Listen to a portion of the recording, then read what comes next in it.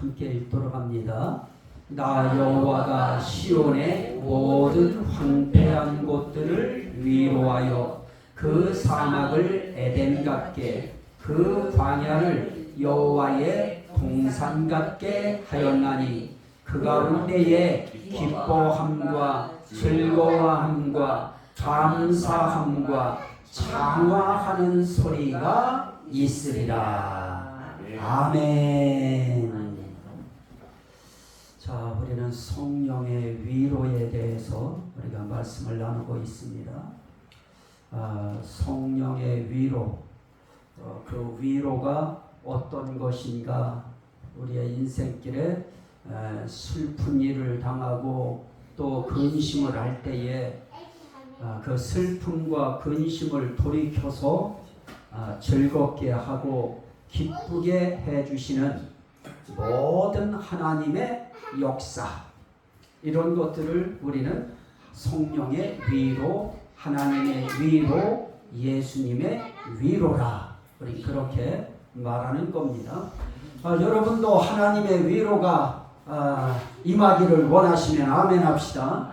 우리는 하나님의 위로가 정말 필요한 사람들입니다. 그런데 이 하나님의 위로에 대해서 이렇게 환경적으로도 위로가 있어요. 오늘 아주 중요한 표현 하나가 있죠. 모든 황폐한 곳들을 위로하여. 하나님께서 시온의 모든 황폐한 곳들을 위로하여. 그러면 하나님은 황폐한 곳을 향해서 위로하시는 것이죠. 그러면 오늘 우리가 황폐한 곳을 향해서 우리도 위로할 때 하나님처럼 우리도 위로할 수 있어야 되죠. 아픈 환경, 어려운 환경, 고통스러운 환경, 답답한 환경, 절박한 환경, 그런 모든 환경을 향해서 어떻게 해야 되느냐. 하나님, 나는 지금 이 상황을 위로하오니 주여 위로하여 주옵소서. 대한민국을 위로하오니 하나님도 위로하여 주옵소서. 또 우리 성도들의 상황을 위로하오니 주님 위로하여 주옵소서. 하나님은 그 모든 환경들을 위로해요. 그런데 그 환경이 황폐한 곳이 어떤 곳인가? 사막이고요, 광야입니다. 사막 같은 황폐한 곳, 광야 같은 황폐한 곳, 그러면 그것은 환경적인 광야 같은, 환경적인 사막 같은 이런 환경도 있지만 심령의 사막, 심령의 광야도 있지요. 내 심령이 광야 같은 심령이 되어 있고 내 심령이 사막 같은 심령이 되어 있어서 바짝 말라서 갈급한 그런 심령이 되어져 있을 때 쫙쫙 갈라지고요. 비가 안 오고 해가 강렬하게 내려 쪼이면 심령이 갈라질 수밖에 없고 물도 없고, 사막에서 물 없어 보세요. 그러면 이 오아시스라고 하는 그것이 물이 없으면 정말 그 사막 견뎌내기 힘들고요. 광야에 정말 그 광야길에 뭐가 풀이 나기를 해요. 뭐가 그렇게 많기를 해요. 그 광야라고 하는 그 무서운 곳에 어떤 위로가 없으면 그 광야는 정말 우리에게는 무서운 곳으로 밖에 여겨질 수 없는 것입니다. 심령이 광야 같은 심령이 되고 심령이 그렇게 사막 같은 심령이 되어 있을 때 하나님께서는 광야 같거나 사막 같은 심령도 하나님은 위로하여. 이게 중요합니다. 하나님은 우리의 환경도 위로하시고 우리의 심령도 위로하시고 우리의 상황도 위로하시고 우리 개인들을 하나님은 다 위로하시는 분이셔요. 그런데 그것을 우리는 그 당시에는 모르잖아요. 그러다가 어느 상황 속에 어떤 상황에 우리가 딱 이르르면 그때 하나님이 나 그렇게 위로한 것이었구나. 그런 상황으로, 그런 환경으로, 그런 역사로 나를 위로하셨구나. 그게 느껴지면 그때 하나님 앞에 하나님 제가 미련합니다. 미련 검투할입니다. 하나님 그 당시에 그걸 느끼지 못하고 깨닫지 못했습니다. 하나님 내가 이렇게 어리석습니다 하고 하나님 앞에 그 고마운 마음을 우리는 눈물의 찬양으로도 올릴 수 있고요, 감사의 기도로 올릴 수도 있고요. 우리 그렇게 우리 상황을 지나갈 수 있지요. 자, 우리 또 하나 보실까요? 오늘 말씀에 그 사막을 에덴 같게 그 광야를 여호와의 동산 같게 하였나니 이건 기적의 역사지요. 어떻게 광야와 사막을 하나님의 동산 같게 할 수 있어요? 어떻게 에덴인 같게 할 수 있어요? 이건 꿈 같은 일이지요. 희망사항이고요. 그런데 하나님은 하실 수 있는 거예요. 하나님은 해낼 수 있는 거예요. 그래서 하나님은 전능하신 하나님이십니다. 이 하나님 믿으시면 아멘 합시다. 그래서 그 전능하신 하나님이 우리의 인생길에 어떻게 해요? 11절 한번 보실까요? 시작.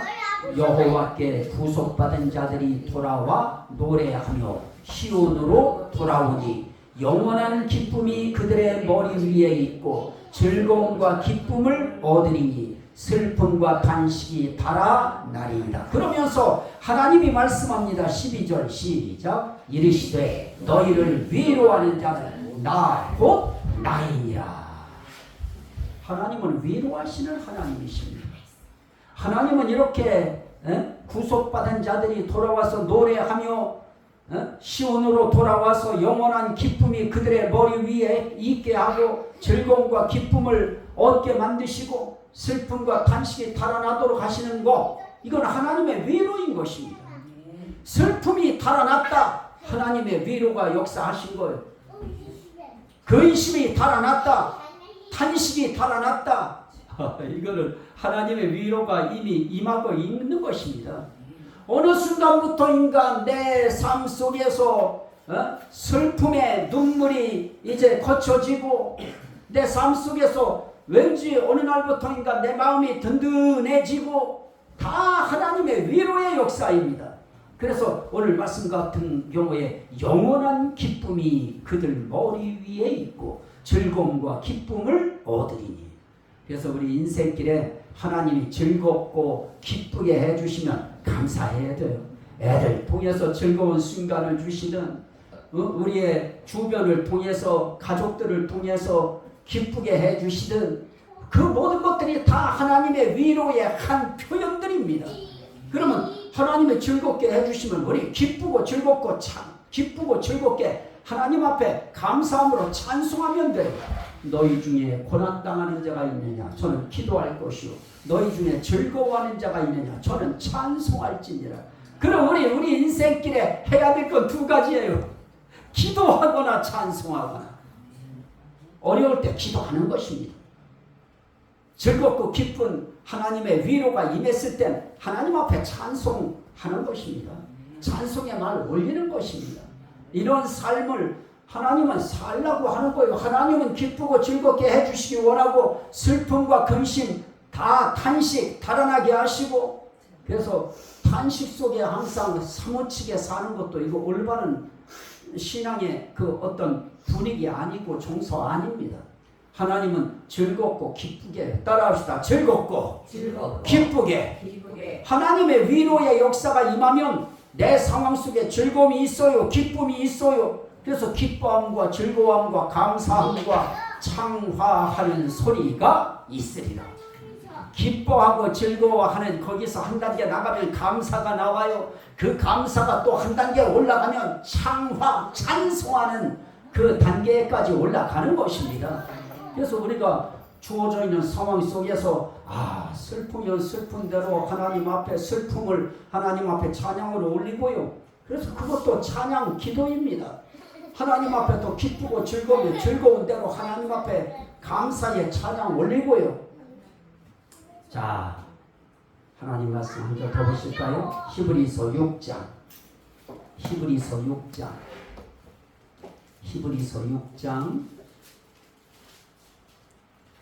13절부터 20절 말씀인데요. 13절부터 20절 말씀인데요. 자, 하나님은 17절 말씀을 읽을 겁니다. 시작. 하나님은 약속을 기업으로 받는 자들에게 그 뜻이 변하지 아니함을 충분히 나타내시려고 그 일을 무엇으로 보증하셨어요? 맹세로 하나님이 보지 마셨어요. 그런데 맹세라고 하는 것은 하나님이 누구에게 맹세해요? 13절 시작. 하나님이 아브라함에게 약속하실 때에 13절 가리켜 맹세할 자가 자기보다 더 큰 이가 없으므로 자기를 가리켜 맹세하여 이르시되. 하나님은 하나님 자신을 걸고 맹세해요. 하나님 자신을 가리켜서 맹세해요. 맹세하면서 뭐라 그래요? 내가 너를 번성하고 너를 복주고 복주며 너를 번성하게 하고 번성하게 하리라 하셨더니 아브라함은 이같이 오래 참아 그 약속 받았다 그럽니다. 그러면 하나님께서는 우리에게 위로하실 때 뭐 하신다고요? 복주고 복주며 번성하고 번성하게 하리라. 하나님의 위로의 약속입니다. 그러면 하나님이 저와 여러분들에게 주시는 복이 있겠지요. 그러면 하나님 앞에 나를 번성케 하시는 하나님의 약속이 있겠지요. 그럼 우리는 하나님 앞에 그거 놓는 거예요. 하나님은 나에게 반드시 복 주실 것이다. 하나님은 나를 반드시 번성케 하실 것이다. 영육간에입니다. 내 영육간에 하나님은 나를 복주고 복주며 번성케 하고 번성하게 하실 것이다 하는 거 우리가 믿어드리고 인정해드리고 시인해드리고 오늘도 복주시는 하나님을 인정합니다. 오늘도 번성케 영육간에 번성케 하시는 하나님을 시인하고 인정합니다. 이렇게 하나님 앞에 시인해드리고 그리고 우리는 이제 뭐 하면 돼요? 받을 때까지 참고 기다리는 것입니다. 그래서 하나님을 앙망하는 사람들은 하나님께서 반드시 위로 주시는데요. 앙망하는 사람들을 향해서 해야 될 하나님을 바라보는 사람들이 해야 될 일 가운데 하나가 인내예요. 하나님이 위로하실 때까지, 하나님이 역사하실 때까지, 하나님 함께 하실 때까지, 하나님 응답하실 때까지 기다리고 또 기다리고. 아브라함도 우리 믿음의 조상이라고 하는 아브라함도 오래 참아 약속을 받았느니라. 근데 하나님 그러시잖아요. 하나님은 거짓말하실 수 없는 변하지 못할 사실로 말미암아 앞에 있는 소망을 얻으려고 피난처를 찾은 우리에게 큰 안위를 받게 하려 하시니라. 큰 안위, 큰 위안이잖아요. 큰 위로를 받게 하시려고 하는 것이잖아요. 그러면 하나님은 항상 큰 위안을 주실 준비가 되어 있고요. 큰 위안, 큰 위로를 주실 그분은 넉넉하게 주실 수 있는 준비가 항상 그분은 되어 있는 것입니다. 그분은 항상 스탠바이 하고 있어요. 그러다가 하나님께서 저기 하고 하나님이 어떤 타이밍에 어떤 시간에 하나님이 딱 가리키는 그 사람, 그 장소, 그곳 하나님이 거기에 복 주시고요. 하나님이 그곳에 번성케 하는 역사를 행하시고요. 번성케 하시는 것은 생명 역사입니다. 살아나게 하시는 역사입니다. 회생하게 하시는 역사인 것입니다. 일어나게 하시는 역사인 것입니다. 회복의 역사인 것입니다. 그게 번성입니다. 그건 그래서 다른 말로 생명 역사예요. 생명이 살아나는 역사입니다. 환경이 살아나는 역사입니다. 심령이 살아나는 역사입니다. 우리의 심령이 살아야지요. 내 심령이 살아야 하나님 앞에 정말 찬송도 힘있게 즐겁게 기쁘게 올릴 수 있고요. 내가 가라앉아 보세요. 내 심령이 아주 그냥 딱 고꾸라져 보세요. 내 심령이 시들거려 보세요. 찬송가 3절짜리 한 번 더 하려고 하면 힘 빠져서 못합니다. 우리는 5절 아니라 10절까지 있는 찬송이라고 해도 불러도 힘이 올라오고 힘이 일어나고 막 생동감이 일어나고 생기가 일어나는 이런 번성의 역사, 생명의 역사, 살리시는 역사. 이 역사가 위로예요. 하나님은 그 위로의 역사 언제든지 하실 준비가 되어 있는데 그분은 큰 안위를 받게 하려 하십니다. 우린 큰 안위가 필요하죠.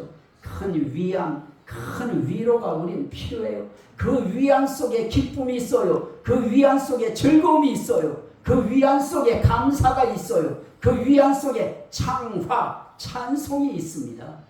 그래서 하나님, 나 위로 좀 해주세요.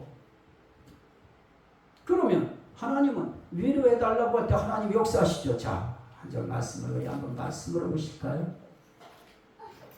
빌립보서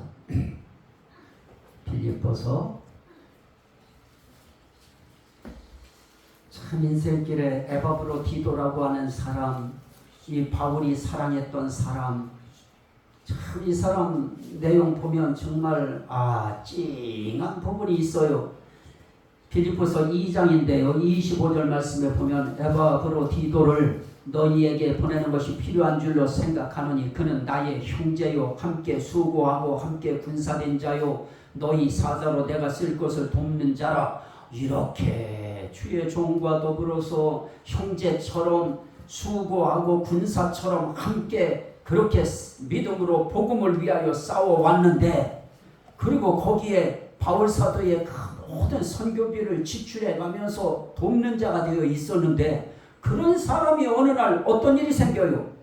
자기가 병든 것을 너희가 들은 줄을 알고 심히 근심한지라. 그 병이 어떤 병이었어요? 그가 병들어 죽게 되었으나. 죽게 되는 그런 병이에요.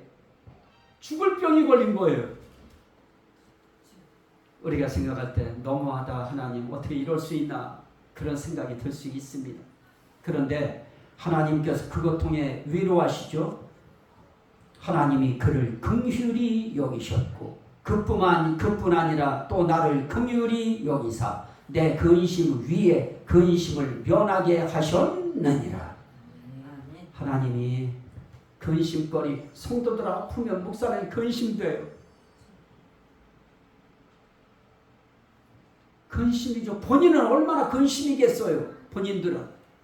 그런데 하나님은 위로하시는 하나님, 위로하실 때 어떻게 해요? 긍휼히 여기사 때를 따라 돕는 은혜를 얻고, 긍휼하심을 얻고 때를 따라 돕는 은혜를 얻기 위하여 은혜의 보좌 앞에 담대히 나아갈지니라 라고 말씀하신 것처럼 우리는 하나님의 긍휼하심이 항상 있습니다. 하나님이 긍휼히 여기시면 죽을 병 아니라 그 어떤 것이라도 하나님이 살려요. 근심 위에 근심 다 면하게 해주시고요. 나는 이 하나님 믿는 것입니다. 이 하나님이 믿을 수밖에 없는 이유가 그 하나님은 영원하신 하나님이고요. 죽지 아니하시는 하나님이시고요. 살아계시는 하나님이시고요. 영존하시는 아버지시고요. 영원히 사시는 하나님이시기 때문에, 영원히 사시는 생명의 하나님이 우리를 긍휼히 여기시면 죽을 병 걸린 오늘 말씀에 에바브로디도도 살려주셨듯이 오늘 우리의 인생길 그 하나님은 똑같이 살리시는 것입니다. 그래서 그 하나님 앞에 우리는 위로해달라고 우리가 할 수 있는 것은 기도하는 것이죠. 자, 이제 오늘 결론입니다. 6절, 4장 6절, 빌립보서 4장 6절 시작. 아무것도 염려하지 말고 다만 모든 일에 기도와 간구로 너희 구할 것을 감사함으로 하나님께 아뢰라. 그리하면 모든 지각에 뛰어난 하나님의 평강이 그리스도 예수 안에서 너희 마음과 생각을 지키시리라. 자, 우리 해야 될 일, 인생길 힘들어요, 어려워요, 답답해요, 처절해요, 절박해요, 안타까워요. 그럴 때 우리가 할 수 있는 것은 우리를 긍휼히 여기시는 생명의 하나님, 우리를 위로하시는 생명의 하나님, 살리시는 하나님 살아계시니까 우린 그 하나님이 하라고 하신 대로 아무것도 염려하지 말라고 하잖아요. 기도할 때 염려돼서 기도하잖아요. 걱정돼서 기도하잖아요. 근데 하나님은 기도할 때도 염려하지 말고 기도하래요. 오히려 감사함으로 기도하래요. 그 말은 뭐예요? 응답해 주실 거 믿고 감사하면서 기도하라는 거예요. 그러면 하나님께서 반드시 그 마음속에 하나님의 위로의 확증이 있는데요. 그게 뭐냐? 그리하면 모든 지각에 뛰어난 하나님의 평강이 그리스도 예수 안에서 너희 마음과 생각을 지키시리라. 염려하면 내 마음, 내 생각 삐뚤어지기가 쉬워요. 걱정에 빠지면 내 마음, 내 생각 안 지키고요. 내 마음과 생각이 그냥 사막을 방황해요. 그냥 정신 없어요. 정신 못 차려요. 평강의 하나님이 마음을 다 붙잡아 주셔서 내가 가져야 될 생각, 내가 가져야 될 마음, 우리가 가져야 될 생각과 마음은 어떤 마음이에요? 우리는 그리스도의 사람이니까 그리스도의 마음, 그리스도의 생각 가지고 오늘 에바브로 뒤져보셔요. 2장 30절에 시작. 그가 그리스도의 일을 위하여 죽기에 이르러도 자기 목숨을 돌보지 아니한 것은 나를 섬기는 너희 일의 부족함을 채우려 함이니라. 그리스도의 일을 위하여 죽기에 이르러도 자기 목숨 돌보지 아니했대요. 그리스도인의 모습이지요. 그리스도의 사람의 모습이지요. 이렇게 평신도 사역을 하는 사람임에도 불구하고 이런 강단을 가지고 정말 하나님 앞에 믿음의 이 마음과 생각 딱 지키고 나가니까 내가 가져야 될 생각은 이 생각이다. 내가 가져야 될 마음은 이 마음이다. 그 마음 딱 가지니까 아이고 죽고 사는 것은 하나님께 달렸으니 나는 내 목숨 모르겠습니다 하고 하나님 일에 내지는 않은 것입니다. 하나님이 살리시잖아요. 긍휼히 여기시잖아요. 불쌍히 여기시잖아요. 위로의 주님이 역사하실 때가 긍휼하심이잖아요. 그런데 그게 우리의 인생길에 하나님께서 염려하고 근심하고 걱정하는 우리의 삶 속에 너희 염려, 걱정 그거 하지 말고 다만 모든 일에 기도와 간구로 너희 구할 것을 감사함으로 하나님께 아뢰라. 그냥 염려 버리라는 거예요. 하나님 역사하실 거 믿고 살리실 거 믿고 도우실 거 믿고 함께 하실 거 믿고 감사함으로 기도하면 하나님이 그 속에 평강 주셔요. 이 평강 안 주면 막 헤매잖아요. 평강 안 주면 정신 없잖아요. 하나님의 마음을 편하게 이게 평안한 게 내 심령이 평안하면서 건강한 게 평강이에요. 내 심령이 평안하면서 안정되면서 건강한 상태, 이 평강이 있어야죠. 이 평강이 있으면 그러면 내 생각, 내 마음 지킬 수 있지요. 평강을 놓치니까 근심이, 걱정이, 염려가 막 그냥 온몸을 휙 감아서 내가 내 생각, 내가 가야 될 생각, 내가 가져야 될 마음 가질 겨를이 없어요. 내가 가져야 될 생각이 뭐예요? 권사님 인생길에, 우리 집사님 인생길에, 우리 전도사님 인생길에, 목사, 사모 인생길에 하나님께서 주신 우리의 그리스도의 일이 있잖아요. 그 일 향해서 가면 하나님의 마음 평강 주셔서 그분 끌고 가십니다. 역사하십니다. 그분이 큰 위안을 주실 겁니다. 이 은혜가 여러분들의 인생길에 충만하시기를 주의 이름으로 축원합니다. 아멘. 우리 주여 성창하고 우리가 기도할 때 하나님 앞에 우리 감사 기도부터 먼저 시작하면서 합니다.